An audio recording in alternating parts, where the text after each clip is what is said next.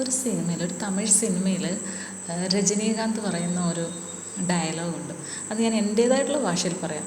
അതായത് അദ്ദേഹം പറയുന്ന ഇതാണ്: കൂടുതലായിട്ട് സമ്പാദിക്കണം, അല്ലെങ്കിൽ ഓരോ ആഗ്രഹങ്ങൾ ഉള്ളവരെന്ന് പറയത്തില്ല, അങ്ങനെയുള്ള പുരുഷന്മാർ, ആണുങ്ങൾ നന്നായി ജീവിക്കില്ല. ഒരുപാട് ദേഷ്യം, കോപം ഉള്ള പെണ്ണുങ്ങളും പെൺകുട്ടികളും സ്ത്രീകളും ഒക്കെ എന്താണ്, നന്നായിട്ട് ജീവിക്കില്ല. സത്യമാണ്. ആ ഒരു ഡയലോഗ് ഞാൻ ഇപ്പോഴും എൻ്റെ മനസ്സിൽ നിൽക്കുന്നത്. സത്യമാണ് ഒരു കാര്യം. കാരണം നമ്മൾ, ഒരു പുരുഷൻ ഒരുപാട് ആഗ്രഹിക്കുകയാണെങ്കിൽ ആ ആഗ്രഹങ്ങളുടെ പുറകെ പോവുകയുള്ളൂ.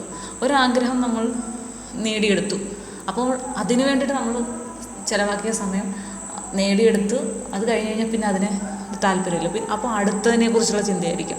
അങ്ങനെ ആഗ്രഹങ്ങൾക്ക് പുറകെ പോകുമ്പോഴെന്താണ്, ജീവിതത്തിൽ ഒന്നും തന്നെ ഒരു വിലയുമില്ലാതെ, ജീവിതം എന്താണെന്നറിയാതെ, ജീവിതത്തിലെ സന്തോഷം എന്താണെന്നറിയാതെ വെറുതെ ഇങ്ങനെ പോകും. അവരുടെ ലക്ഷ്യം എന്താണ്? ഇപ്പോൾ ഒരാഗ്രഹം, ഒരു ഫോൺ വേണം എന്ന് വിചാരിച്ചു കഴിഞ്ഞാൽ ആ ഫോൺ വാങ്ങിക്കുക എന്നുള്ളതേ ഉള്ളൂ.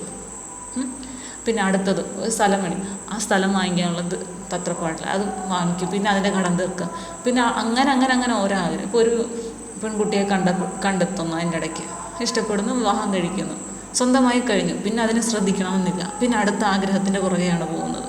അപ്പോൾ ഇവിടെ എന്താണ്, കുടുംബജീവിതം തുടങ്ങി അത് ആ ഒരു രീതിയിൽ മുന്നോട്ട് പോകുന്നില്ല. കാരണം അടുത്തത് ടാർഗറ്റ് എന്നുള്ള രീതിയിൽ അടുത്ത ചിന്ത മനസ്സിലേക്ക് വന്നു. അപ്പോൾ അതിൻ്റെ പുറകെ പോവാണ്. ഇവിടെ എന്ത് ചെയ്യും, കുടുംബജീവിതത്തെക്കുറിച്ചൊരു ശ്രദ്ധയും ഉണ്ടാവില്ല. കുടുംബത്തെയും ശ്രദ്ധിക്കില്ല, ഭാര്യയും ശ്രദ്ധിക്കുകയില്ല, കുടുംബജീവിതത്തിലെ സന്തോഷങ്ങൾ എന്താണെന്ന് അറിയുകയില്ല. അങ്ങനെ ഓരോന്നിൻ്റെയും പുറകെ ഇങ്ങനെ പൊയ്ക്കൊണ്ടിരിക്കും. അപ്പം പെൺകുട്ടികളെ സംബന്ധിച്ച്, അല്ലെങ്കിൽ സ്ത്രീകളെ സംബന്ധിച്ച് ദേഷ്യം അല്ലെങ്കിൽ കോപം എന്ന് പറയുമ്പോൾ എന്താണ്, ഒരു ദേഷ്യം ഉണ്ടാകും, അത് തണുത്ത് കഴിയുമ്പോൾ അടുത്ത എന്തെങ്കിലും കാര്യം ഉണ്ടാകും, അതിൻ്റെ പേരിലുള്ള ദേഷ്യം. ഈ ദേഷ്യം എന്ന് പറയുമ്പോൾ പ്രഷർ കൂട്ടുന്ന കാര്യമാണല്ലോ അല്ലേ. അപ്പം ദേഷ്യം വരുമ്പോൾ ആ ദേഷ്യം തീർക്കാനുള്ളതിനെക്കുറിച്ച് ചിന്തിച്ചുകൊണ്ടിരിക്കും. ഓരോ ദേഷ്യം ഇങ്ങനെ വന്നുകൊണ്ടിരിക്കും. നമ്മുടെ ജീവിതമാകുമ്പോൾ ഓരോരോ പ്രശ്നങ്ങളുണ്ടാകും, അതിനെല്ലാത്തിനും ദേഷ്യമായിരിക്കും. അപ്പോൾ അത് വാശി വെക്കും ഇല്ലേ, ആ വാശി നടപ്പാക്കാനുള്ള ശ്രമം. എല്ലാവരോടും ദേഷ്യമായിരിക്കും. എന്താ, വീട്ടുകാരോടും, കല്യാണം കഴിച്ചു കഴിഞ്ഞാൽ ഭർത്താവിനോടും, കുട്ടികളോടും, എല്ലാത്തിനോടും ഈ ദേഷ്യം എന്നുള്ള ഒരു ഭാവം മാത്രമായിരിക്കും. അങ്ങനെ ഈ ദേഷ്യത്തോടു കൂടി മുന്നോട്ട് പോകുമ്പോഴെന്താണ്, ജീവിതം നഷ്ടപ്പെടും. കാരണം എന്തെടുത്താലും ദേഷ്യം, എന്ത് ചെയ്താലും ദേഷ്യം. അപ്പം ദേഷ്യം കൂടിക്കഴിഞ്ഞാൽ എന്താണ്, ഒരിക്കലും സമാധാനം കിട്ടുകയില്ല.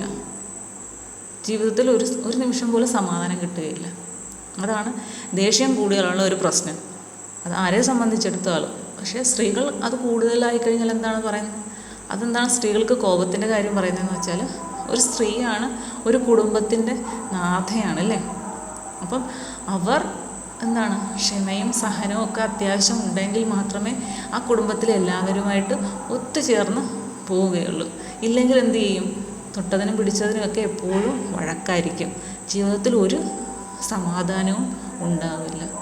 ശരിയല്ലേ?